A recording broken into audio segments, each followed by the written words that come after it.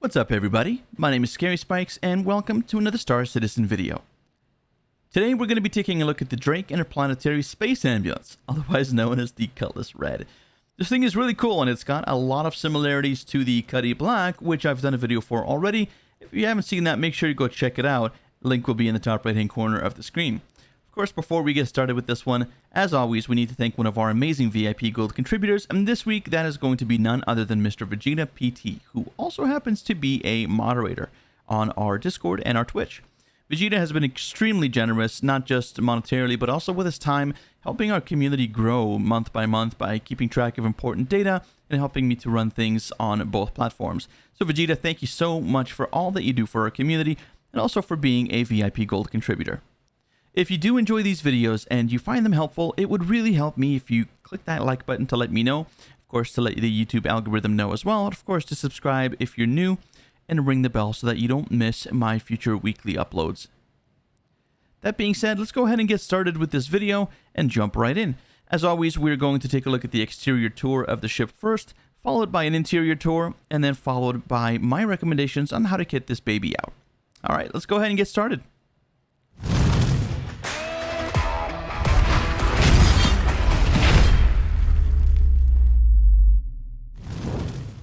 Alright, so we're hanging out on Hurston today for the exterior tour of the ship, and I do apologize it's a little dusty here as it typically is on Hurston. Now again, this is very much based on the Cutlass Black, which is sort of the main version of the platform, which is the general purpose ship. And of course we have the Cutty Red that we're looking at today, and of course we have a Cutty Blue, which we might take a look at in the future. Do let me know in the comments if you'd like to see that. We're going to go ahead and start with that exterior tour though, and we're going to look in the back, where we can see we have a very nice ramp that comes down and a nice amount of lighting in the back here as well to be able to bring any injured inside the actual ship.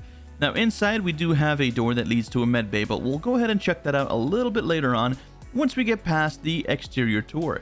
Speaking of which, we have some very prominent features on the back of the ship. As you can see there, we have a number of thrusters, specifically two. And these are VTOL thrusters. So what's really cool about these is if you were to take off, for example, you can actually change these thrusters to a vertical form factor by simply pressing K. And that's going to allow you to fly forward. And then simply pressing K again will bring them back into VTOL mode, allowing you to land. This makes the ship extraordinarily useful in situations where you might have a tight landing zone, giggity, as well as being able to maneuver in difficult situations or weather. So having something like this on a rescue ship is very thoughtful and super useful. Now moving over to the left and right hand side of the ship here, we're going to take a look at the port side first, and we can see right through the ship that is the port side and the starboard side docking collar. And what's really cool about this is it's a little bit bigger than your average docking collar, at least it feels like that. Maybe that's just the door, correct me if I'm wrong.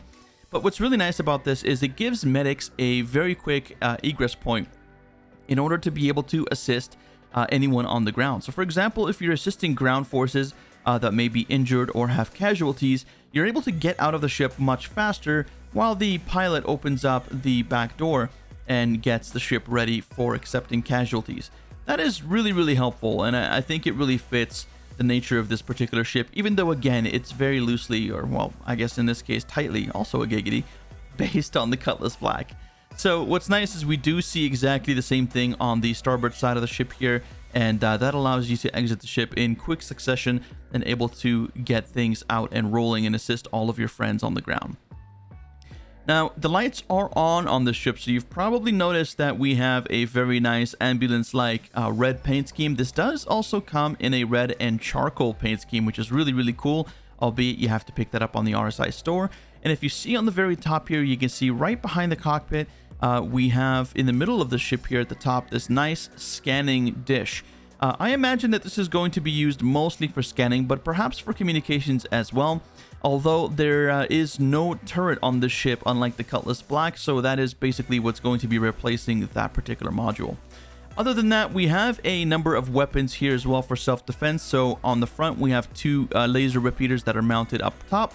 And then in the bottom here, we have a couple of what looks like distortion repeaters as well, or distortion cannons perhaps. I think they're repeaters, which we'll take a look at a little bit later when we are taking a look at the fitting for the ship.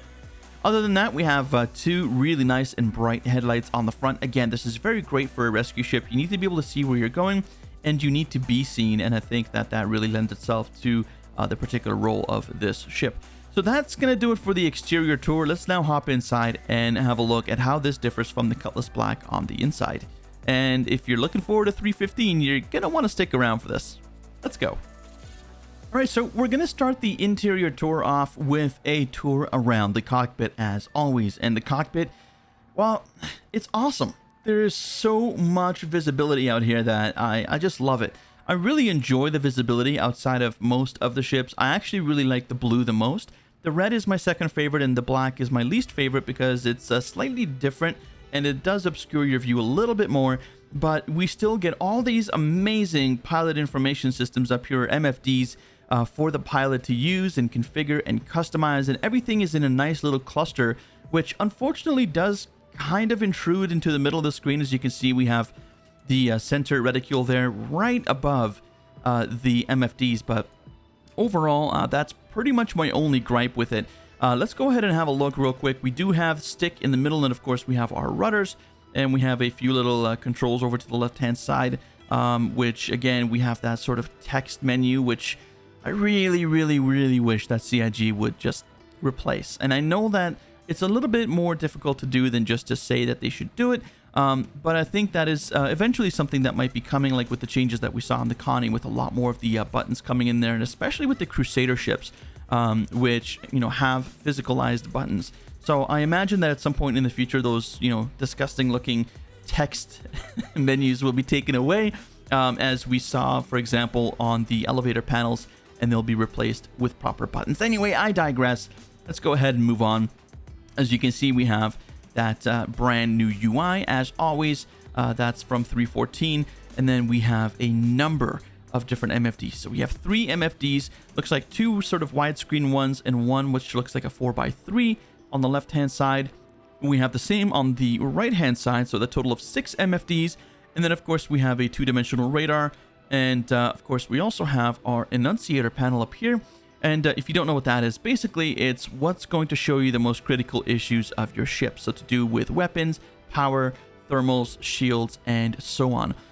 So these will light up if you have errors in any of those systems, and you'll probably want to take your ship back to get repaired if that is it. Basically, they're check engine lights, but they all mean different things.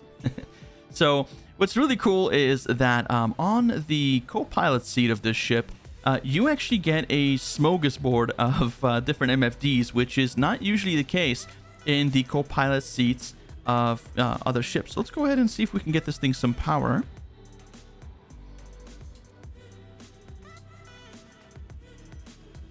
There we go. All right, and you've got 4 MFDs as a co-pilot, so this is really great. It'll allow you to help the pilot with different ship systems and managing those. For example, managing, you know, weapons as a, for example, missile operator mode. And this is just speaking generally, of course, but also with shields and with thermals and things like that. So this is really great, and as the tech develops within Star Citizen, you're really going to be able to do a lot more as a co-pilot. So having these already built into the ship and having so much information given to the co-pilot will really allow you to work hand in hand with the rest of your crew on the ship and just become a lot more efficient. So this is one of the things that I really like. I know a lot of you are probably going to give me a lot of crap for just hating on Drake, and it's not that I hate them, it's just that the aesthetic of the ship doesn't really speak to me too much. Like, I don't like having this sort of open design, and some people really love this. I do think that it looks cool in its own right, but it's just not for me. That being said, I think the Drake ships do have some of the best pilot information systems of all manufacturers, and definitely something that they have going for them. Let's go ahead and take a look, the walkthrough through this ship, as I actually ended up forgetting to do the cockpit, which is what we're doing now, and had to record it later on. So forgive me for that. Let's go ahead and do the rest of the interior tour.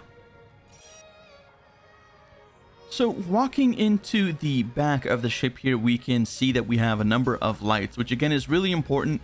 This is going to be great for any medics on the ground that are bringing the injured or any casualties on board, as it's going to give them some nice scene lights. So that's sort of a little loose terminology from my paramedic days, but the scene lights really illuminate the area quite well and allow you to see everything in the vicinity, which means that it's going to be a lot easier for you to make sure that you don't have any sort of collisions with the actual ship, and able to bring people on board in a timely manner. This is the first main section of the ship. Of course, we do also have a small compartment back here, but this can't really hold anything useful. You might be able to maybe hold a PTV or two in there, but again, I wouldn't really recommend it, especially since the ship is designed for getting people basically medical attention. Having one PTV might be nice if the person is ambulatory, because in that case, you can put them in the PTV sort of as a quick response vehicle and use that to bring them back to the ship to provide them treatment. But other than that, I think I would definitely keep that open. At worst case, have one PTV in there, but you definitely want to keep this accessible both for exits and entrances as well. So we have two main beds here, and if you've been paying attention to Inside Star Citizen and a number of the different blogs and stuff coming out of CIG, then you'll know that 315 is just around the corner. It's very likely that the Evocati are going to be getting their hands on it probably within a month or so, maybe even less, and very soon thereafter it should start making its way into PTU for the first stage. So this is going to be really interesting, as these beds will definitely have an interesting role to play with respect to that, since 315 is going to see a lot of changes in the medical system.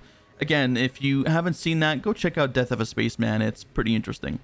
But anyway, what you can do here is you can activate each of the beds here. You'll get this green light, and what this will allow you to do is, if anything happens while you are, injured, or if you were to pass away as a result of your injuries, this can actually help you to respawn back here and to continue your journey. This is definitely really useful in missions where you're doing ground assaults or any other types of missions that you might face, small arms fire, where you might stand the chance of being injured or perhaps even dying. And so, at least in patch 3.14.1, this is going to allow you to respawn here. I'm not 100% sure if this heals injuries, because there are no injuries per se in 314 as there will be in 315.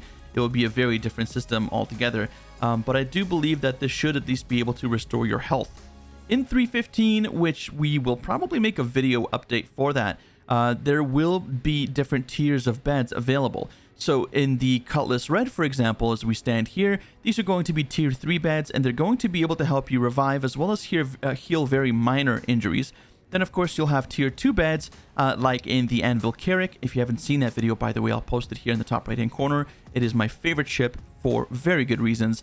And, of course, there will also be tier 1 beds, which will be able to heal the most serious of injuries, and of course also completely revive you and act as a respawn point as well. And those will be available in sort of planet-side clinics and R&R rest stop clinics, as well as any of the major hospitals around Stanton. Okay, let's go ahead and continue with the tour. As we can see here, we have one of our egress points here. This is going to be on the starboard side of the ship. It is also a docking collar.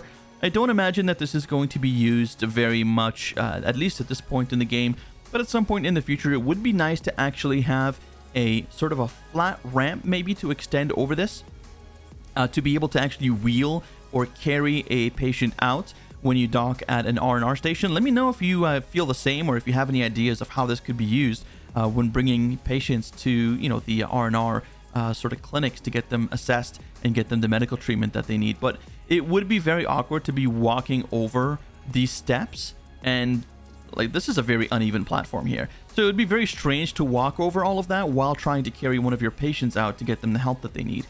And let me know what you think in the comments. I do definitely think that there should be like a little maybe walkway that could be brought out from wherever you're docking that would protrude into the ship here and allow you to kind of just walk over all this stuff and make things a bit easier. In any case, this is the one on the port side of the ship. It's pretty much identical. It is not really an airlock though. It is just one hatch that locks. So let me see if I can demonstrate that to you. We'll go ahead and seal the airlock. Oh, actually, it is 2 doors. Okay, never mind. I'm mistaken. So this is good. So we're opening one door, and then we can walk through and we can open the other one. So that was a mistake on my part. It honestly looked like just the one door because of how thin it was. So I'm a little bit speculative on how well that would work as an airlock, but it seems like it is actually a full airlock. So that's great. Now we have some more stuff over here as well. We have a couple of beds as well. So this could be for any of the paramedical staff that you might have on board, a place for them to be safely stowed away during travel, or even a place for them to rest and relax in between missions. And presumably this over here is going to be some kind of storage system. I imagine so. At least I've heard as much. Do let me know if you've heard any different. But it would be nice to have a little bit of storage in here for any kind of medical devices or any accessories that could be used in the treatment of patients, which would be really nice. Going through this door here, we can see a very, very big similarity between the Cutlass Black and the Cutlass Blue, of course. There's not a whole lot of difference here, but we'll have a look around in any case. There are a couple of cubbies over here, presumably for any types of accessories and maybe flight suits as well. So there's 2 of them there. If we walk up the steps here, we can see that there is quite a lot of space, and I really do like the way that the cockpits are done in the Cutlass series of ships. They're very, very open and easy to see, but I'm still not a big fan of all this insulation sticking out. I mean, I know that's like a staple, something that really identifies Drake Interplanetary as a ship manufacturer, but especially with the medical ship, I would really like to see these covered up and made this look to be a little bit more clinical and, clean. But in any case, I digress. We can have a look at this. We'll actually return to this a little bit later. In classic fashion, of course, Drake Interplanetary ships have a ridiculous amount of screens. We'll definitely get back into that in just a little bit. I do like how the cockpit is lit up with a few buttons here, even though the power is off, or rather the engines are off. One thing that I don't like is how we're getting the light reflections from the strobe lights, the emergency lights on the outside of the ship, through the model of the ship. That hopefully is something that we can see fixed in the future. But again, that's just a small gripe. Now, looking at the co-pilot seat here, we can see that there are also a great number of MFDs here. It looks like 4 MFDs in a radar, or possibly even just 5 MFDs with the nice stick in the middle. So that is really, really nice. That's one thing that I admire all of the Drake ships for, is that they have a really great pilot information system, and I really enjoy that. All right, so moving along, we're going to look at basically our little armory here. This is a place where you can store some of your weapons. Now, it seems to me like you're only going to be able to store rifle-sized weapons, so perhaps like that Cure Life Medigun that we might be expecting in 315 might fit in there, and that might be really nice. Although, again, it would be nice to see something like that on the outside where the sort of paramedical staff's bunks are, because that way it would make it a lot easier for them to respond and treat people, as opposed to having to run in here, grab things, and then run back out. So whenever you're in an emergency medical situation, you want to be able to respond as quickly as possible, even if you're just role-playing, and I think that would be very useful to have something like this outside, even if it was a little bit smaller. Now, over here we see a couple of bunks as well. This is going to be primarily for the pilot and the co-pilot, and I do like how there are 2 more bunks outside. I think that's really useful, and especially since, you can imagine that this is going to be a ship that's going to carry some medical staff, so that was a really good idea on CIG's behalf there. Now, this is going to be a restroom here, a bathroom, a toilet, whatever you want to call it. We've got a toilet over here. And we've also got a sink right over here, a mirror that doesn't particularly work just yet. That's coming soon, in parentheses. Of course, we've got a little drain pipe down there. And then, of course, we've got what looks like a little shower system up here as well, which is pretty cool. So this is obviously implemented here as a result of being replaced by the turret seat, which is not required in the Cutlass Red, because we have a scanning dish there that presumably will be operable by either the pilot or the co-pilot there. Presumably a little bit more storage over here. This looks like we could have some medical kits or some other things in here. It's even labeled storage, which is really quite nice. 0.24 SCU, thermal seal, radio wave protection. I like the little details here. It's very, very nice. And if you look around many of the ships that are in Star Citizen, you'll see little details like that that are really, really nice, and really kind of brings you in and makes you feel immersed. What's really cool here is that we also have the emergency supplies and first aid kit over here. I think that's really nice to have, and it's very well lit. So when you're taking care of patients here, presumably if the beds aren't doing all the work, which, they might, but there's a lot of speculation to be had there. So let me know what you think is going to happen in the future. But it is definitely nice to have those medical kits there. Presumably, I would assume that you could also just grab these at some point in the future and run with them if you needed to help some casualties on the ground. So that was a bit of an earful, but I wanted to show you guys around because I really like this ship. I think it looks really, really cool. And it's very, very well detailed. And I love the fact that there is a space ambulance out here, because if some of you didn't know, I used to be a medic. I was actually in transport medicine instead of emergency medicine, but still got to see my share of action. And it's just really nice to be able to roleplay a little bit with having medical gameplay coming up in 3.15. So I'm super excited for that. But again, I digress. Let's go ahead and move over to the fitting out of the ship. It should be particularly easy since this is more of a utilitarian ship. But nevertheless, let's go ahead and have a look. And as always, I'm going to have all of the links in the description below. So we're going to have the default loadout for the ship. And of course, I am also going to put my loadout as well. Just keep in mind, guys, this is my recommendation. It's my opinion based on the way that I like to play the game. Yours can be different, and that's totally okay. But without further sort of complicating things and rambling on about it, let's go ahead and move on to the fit, and I'll see you guys out on the space station. All right, welcome to Everest Harbor, and we're going to be taking a look at the outfitting for the Cutlass Red. Again, if you want some information about what it looks like in total, you can take a look at the links to Urkel Games down below in the description. I'll have a link for the default setup, as well as, of course, my setup, and you are very welcome to share yours as well in the comments below. So as always, let's go ahead and get started with propulsion. We don't have any missiles on this, so everything that I said before, again, about like missile operator mode and all the stuff you can do as a co-pilot, just keep in mind that that's very limited right now, and especially with the Cutty Red, as it doesn't have any missiles, so you won't be able to use missile operator mode there. But I digress. Let's go ahead and talk about the quantum drives, and I'm going to keep this a little bit shorter than usual because I tend to explain or over-explain these quite a bit, and I explain them very well in my video about understanding ship components, which I talk about pretty much every video. So if you want more information about, why certain choices are made, or what's faster, what's better, what's more fuel efficient and stuff, you can actually find out a lot more about not just quantum drives, but all sorts of other components, learn about their grades and classes and sort of what they're good for, what they're not good for. And I'll link that in the top right hand corner of the screen there, so you guys can go check that out, and then come on back and we'll go through this together. Okay, so welcome back. Thanks for going and checking out that video. And like I said, we're going to go get started with the propulsion. This is your quantum drive. So for quantum drive, overall, I think Crossfield is the best. It's, like I said, usually quite good for fuel economy. But in this case, because we are an emergency vehicle and we want to get there as fast as possible, money is not really going to be an object with respect to fuel, at least not for myself. And so my priority is going to be able to get through long distances as fast as possible. I could argue that the spicule is actually a better choice for getting from place to place when it's a short distance. For example, if you're going from Hurston to a small, like a moon of Hurston, like for example Ida or whatever, if it's a shorter distance like that, definitely go with the spicule.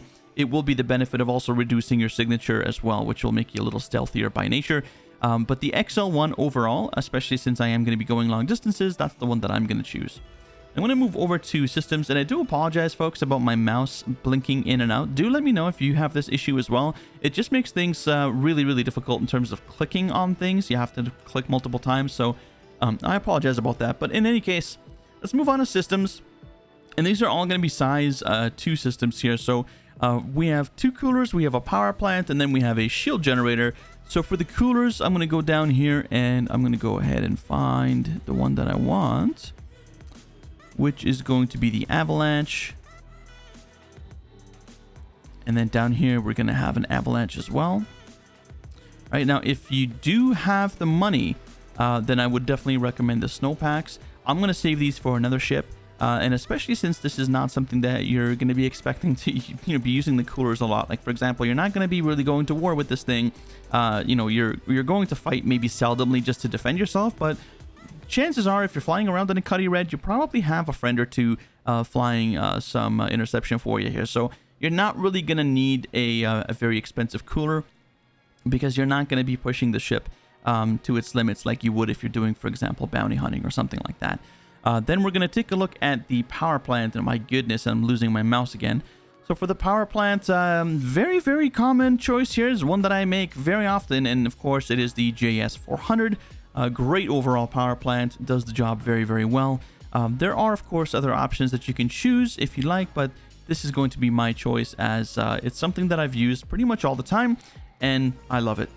Moving on to the shields. Now with the shields, if you've seen my previous videos, there have been some changes in the way that shields work in 3.14, very similar to the changes that they've done to weapons. So basically, they have flattened everything out. And what I mean by that is all of the shields now in a particular size category, like the FR76, the Umbra, the SMA, and all these, they all have the same shield pool and the same regeneration. Regeneration gets faster and the pool gets lower when you go down in size, and the regeneration gets lower and the pool goes higher when you go up in size. And that is just what it is at the moment. I don't personally agree with it because I liked the old system of having choice, but I understand that sometimes you just need to kind of flatten the EQ if you want to get a proper sound, if you know what I mean.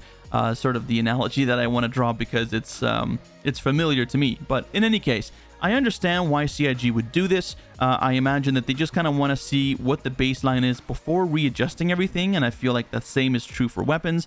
But that being said, this actually makes your choice a lot easier.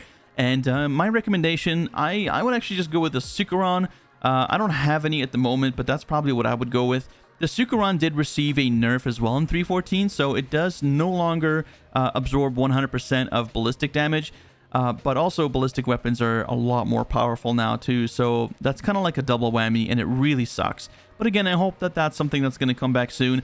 I would think that with the ballistic damage being so much higher now than all the other types of weapons, that this would actually stay at 100% because that would make sense. But in any case, only time will tell, so we'll go ahead and move on. I would pick up the Sukaron if you get a chance, if you happen to have a Prowler or a Bandit Defender laying around. If you do not, either the Rampart or the FR76 is fine, but to be honest, the Umbra is probably the best choice, and the reason for that is because, again, it has the same regeneration and shield pool as these two do because they're the same size, but it gives you the benefit of having a lower signature. So having that is actually quite helpful, and it might give you a little bit more survivability if you're trying to pick up casualties like in a dangerous place. Even if you have escorts, it might be better for the enemy to see the other ships around you first before they see you, and that might allow you to survive a little bit longer or just survive in general. So we'll go ahead and lock in our changes, and then we'll move on to the weaponry, which is not as important on this ship as it would be on the Cuddy Black, for example, or even the Blue. But thankfully, this is very, very straightforward. So we have 4 size 3 hard points on the ship. We have 2 on the top, 1 up here, and 1 up here. And then we have 2 on the bottom, 1 here, and 1 there. So we have 4 size 3 weapons that we can use. Of course, this is set up in a gimbaled mode, and I think I would actually kind of keep this. The stock setup is pretty solid. And again, all of the weapons in a given size, like all the size 2 weapons, tend to do about the same damage. So I really like the stock setup here. I think it's absolutely fine. I don't think I would actually change it. The only thing that I would do is I would maybe, if you're a very competent combat pilot, I would change these over. I would remove the size 3 gimbals and I would put size 3 equivalents of the weapons that are on there now. But honestly, you don't really need to, and especially as an ambulance, you probably might want to take evasive action before you start actually getting into combat situations. The combat is probably going to be a last-ditch resort for you to survive, and especially since if you're a medical or a support ship, you're probably going to be flying around with friends anyway. So I would keep this the way it is. Honestly, it's absolutely fine. We have the XJR-22s there, as well as the CF-227 Panthers, or Badgers, pardon me. And I think that those would be absolutely fine. Beyond that, like I said, you can get rid of, if you want to get rid of the gimbal here, you can actually replace the gimbal with a CF-337 Panther.